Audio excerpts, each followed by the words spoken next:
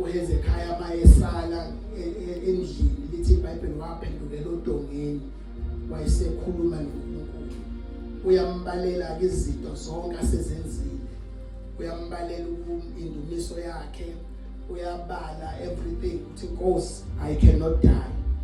lithi ke iBhayibheli ngempela uNkulunkulu changed his mind akujwayelekile ukuthi uNkulunkulu ashintshe umqondo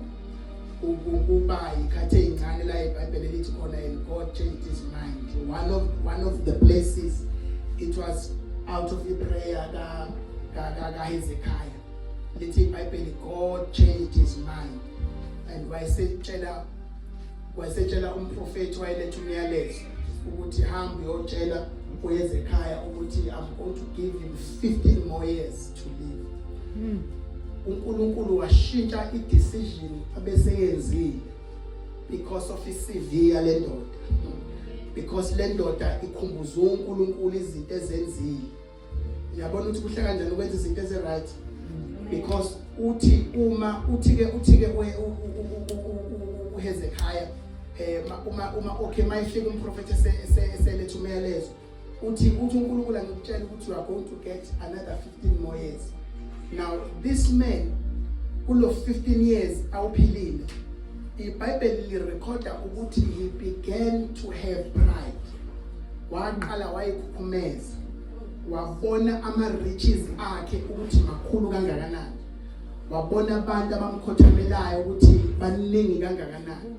engqondweni yakhe nasenhlizweni yakhe waseba nomoya wempakamo kwaba sengazuthi ifocus yakhe uyena owenze yonke lento. You will remember bazalwane a man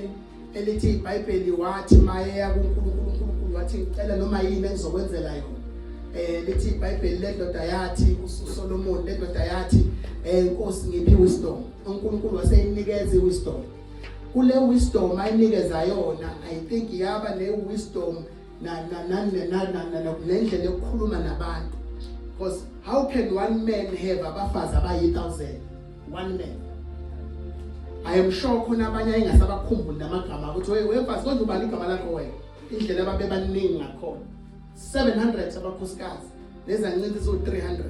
all in all 1000 umuntu oyi1 1000 now he had wisdom ayinikezwe uNkulunkulu and the end of his life waphetha kabi waphetha inhliziyo yakhe sisukile kuNkulunkulu inhliziyo yakhe sihamba angithi ke ngesikhathi esethola abakhosikazi abaningi abanye bamakhosikazi bafika noNkulunkulu